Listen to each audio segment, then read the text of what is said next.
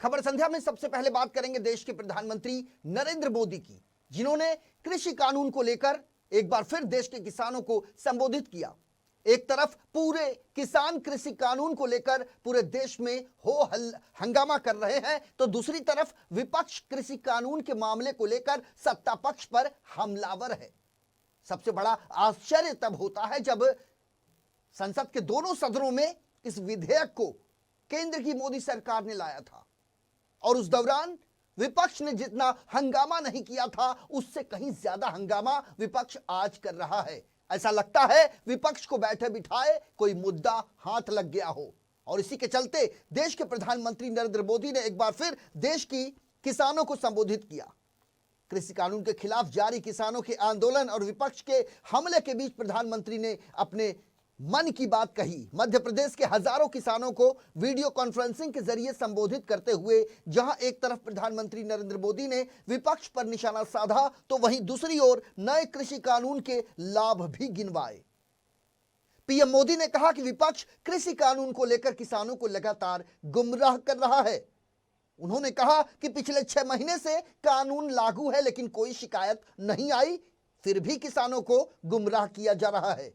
PM Modi ने कहा कि कृषि सुधार के बाद एक सबसे बड़ा झूठ एमएसपी पर बोला जा रहा है। पीएम ने कहा कि यदि एमएसपी हटानी होती तो स्वामीनाथन रिपोर्ट लागू ही क्यों किया जाता।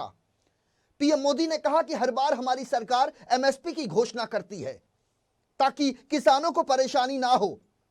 पीएम ने किसानों को भरोसा दिलाया कि एमएसपी वैसे ही दी गई है जैसे पहले दी जा रही थी। पीएम मोदी विपक्ष पर एपीएमसी को लेकर भी झूठ फैलाने का आरोप लगाते हुए हमलावर नजर आए। उन्होंने कहा कि सरकार ने एपीएमसी को खत्म नहीं किया, सिर्फ किसानों को नया विकल्प दिया है। पीएम ने कहा कि नए कृषि कानून से किसानों को फसल बेचने की आजादी मिली है। पिछले 70 साल से सरकारें किसानों को यह कहते आई हैं कि सरकार द्वारा निर्धारित मंडी में ही किसान अपनी फसल बेच सकते हैं, लेकिन नए कानून में इसे बदल दिया गया है, जिसके चलते किसान अपने फायदे को देखते हुए कहीं भी अपना अनाज बेच सकता है। पीएम मोदी ने कहा कि कई जगहों पर किसानों ने नए नियम के तहत अपनी फसलों को बेचना शुरू कर दिया है। पीएम ने कॉन्ट्रैक्ट फार्मिंग पर तस्वीर साफ करते हुए कहा कि नए कॉन्ट्रैक्ट फार्मिंग से किसानों को लाभ होगा। उन्होंने कहा देश के कई राज्यों में पहले से ही कॉन्ट्रैक्ट फार्मिंग एग्रीमेंट चल रहे हैं और ऐसा पहली बार नहीं हुआ है। पंजाब की कांग्रेस सरकार ने हाल ही में ऐसे ही एक कॉन्ट्रैक्ट किया। हमने अब इसमें बदलाव किया है कि किसान से कॉन्ट्रैक्ट करने वाली कंपनी को अपना वादा किसी भी सूरत में पूरा करना होगा।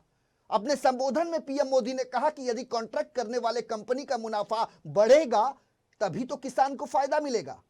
यदि कोई गड़बड़ी पाई जाती है तो तत्काल एसडीएम तबके के अधिकारी से किसान अपनी समस्याओं की शिकायत कर अपना समाधान निकाल सकते हैं।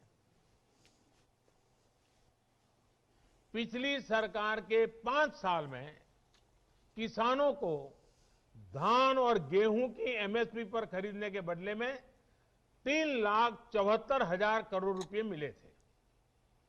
हमारी सरकार ने इतने ही साल में गेहूं और धान की खरीद करने किसानों को 8 लाख करोड़ रुपए से ज्यादा दिए। साथियों, राजनीति के लिए किसानों का उपयोग करने वाले लोगों ने किसान के साथ क्या बर्ताव किया, इसका एक और उदाहरण है दलहन की खेती। 2014 के समय को याद कीजिए, किस प्रकार देश में दालों का संकट था।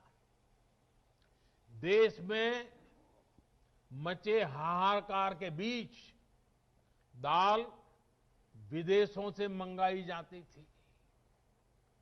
हर रसोई का खर्च दाल की बढ़ती कीमतों के साथ बढ़ रहा था। जिस देश में दुनिया में सबसे ज्यादा दाल की खपत है, उस देश में दाल पैदा करने वाले किसानों को तबाह करने में इन लोगों ने कोई कसर नहीं कर रखी थी। किसान परेशान था और वो मौज ले रहे थे। जो दूसरे देशों से दाल मंगवाने के काम में उनको मजा आता था। ये बात मैं मानता हूं कि कभी कभी कभार प्राकृतिक आपदा आ जाए, अचानक कोई संकट आ जाए, तो विदेश से दाल मंगवाई जा सकती है। देश के नागरिकों को भूखा नहीं रखा सकता। लेकिन हमेशा ऐसा क्यों हो?